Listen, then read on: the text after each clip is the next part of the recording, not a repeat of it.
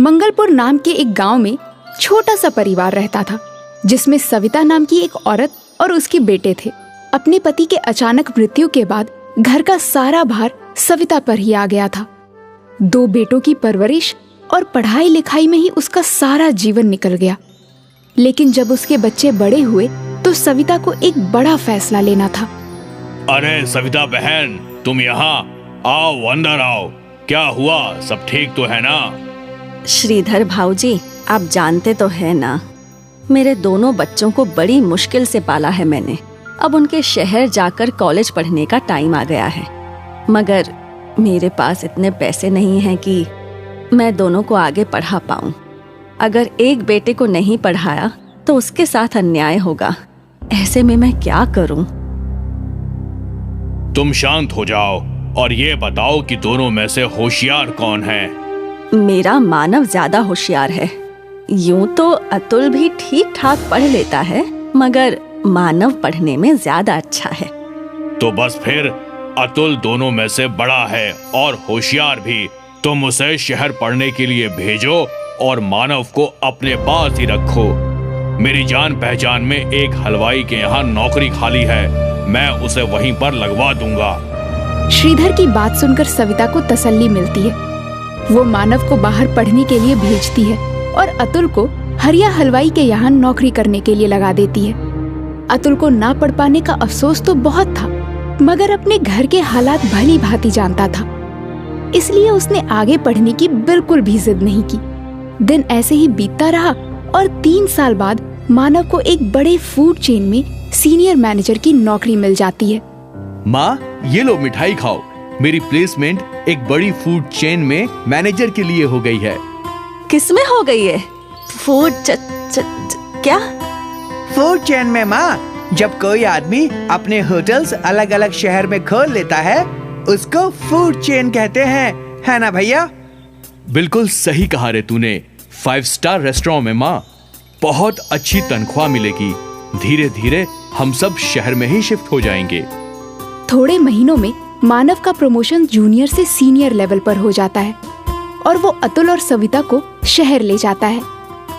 माँ, कल मेरे बॉस डिनर के लिए आ रहे हैं। जब मैंने उन्हें बताया कि मैं अपने पूरे परिवार को यहाँ ले आया हूँ तो वो बहुत खुश हुए।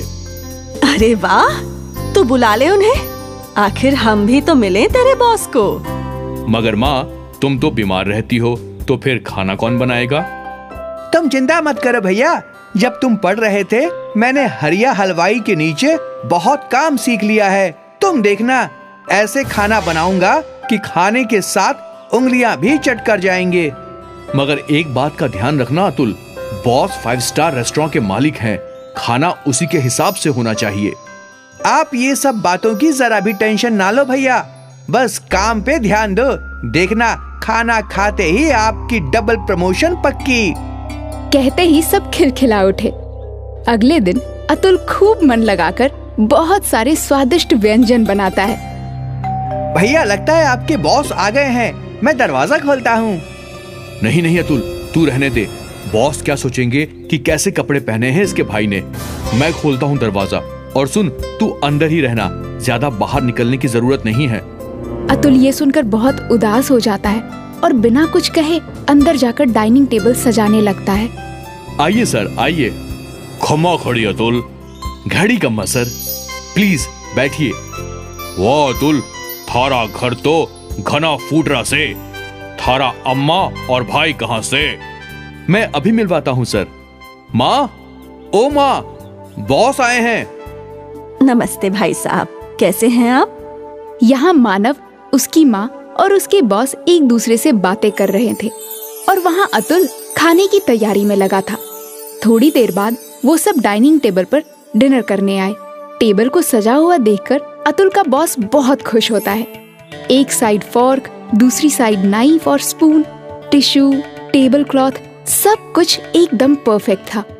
I hope you like the food sir. It's amazing. किसने बनाया है? जी, मेरे छोटे बेटे ने, अतुल। अरे मानव, अतुल घर पे ही है।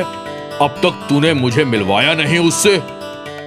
वो सर, वो खाना बनाने में बिजी था ना, इसलिए। अतुल, अतुल बेटा, इधर तो आ जरा। अतुल हिचकिचाता हुआ बाहर आता है। वाह बेटा, खूब चोखा खाना बनाया है थाने तो। कहीं से कुकिंग का कोर्स किया है क्या?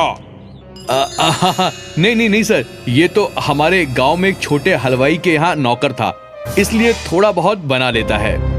अपने भाई के मुंह से ये सुनकर अतुल फिर से दुखी हो जाता है और खाना खाने के लिए बैठ जाता है। जाने से पहले अतुल के बॉस मानव को एक ऑफर देते हैं। खाना खा के मजा आ गया। ना ही सिर्फ खाना मगर टेबल एटिकेट्स का भी पूरा ख्याल रखा था अतुल ने। सुनीता जी, अगर आप बुरा ना माने तो एक बात कहना चाहूंगा। आपका बेटा बहुत टैलेंटेड है, हमें एक नए शेफ की जरूरत है। तो क्या अतुल वहाँ हेड शेफ की नौकरी करना पसंद करेगा? मगर सर, अतुल ने कोई फॉर्मल डिग्री नहीं ली है इसमें तो। ये तो ऐसे ही बस थोड़ा बहुत कर लेता है। वो थारी टेंशन नहीं है मानव, मारे को बस स्वाद एक नंबर चाहिए और कुछ नहीं। अतुल, तुम कल मानव के साथ ऑफिस आ जाना और वहीं पे एक डिश बना के खिला देना। ये सुनकर अतुल तो बहुत खुश हो जाता है, मगर मानव को ये बात बिल्कुल पसंद नहीं आती। अगले दिन अतुल वहाँ पहुंचकर अपनी डिश बनाने लगता है। ये लीजिए sir, dal baati churma with an Italian twist. वाह वाह, खूब, बहुत बढ़िया डिश है। इसमें जो पुदीने का फ्लेवर है, आहा। क्या आपको अच्छी लगी सर? क्या मैं चख सकता हूँ? अरे ये तो बहुत अच्छी है। तो फिर? क्यों, चौंक गया ना? क्या हुआ सर, मैं कुछ समझा नहीं। अब तुम इसे खुद बताओ या मैं बताऊं? वो अतुल, मैं इस रेस्टोरेंट के शेफ को तुम्हारी डिश में नमक मिर्ची डालने के लिए कहा था ताकि तुम्हें यहाँ नौकरी ना मिले। क्या?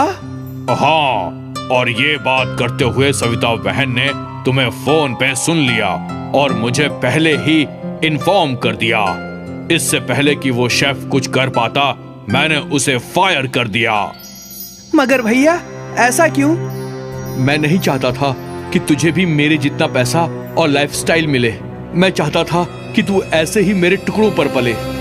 यू आर फायर्ड मानव। नहीं सर, ऐसा मत कीजिए। मेरा भाई दिल का बुरा नहीं है, आप उसे नौकरी से मत निकालिए। देखा मानव, तूने क्या कुछ किया, मगर फिर भी अतुल थारे से कितना प्यार करे है। I am sorry sir, I am sorry Atul. मानव को अपनी गलती का एहसास हो जाता है और वो दोनों हंसी खुशी रहने लगते हैं।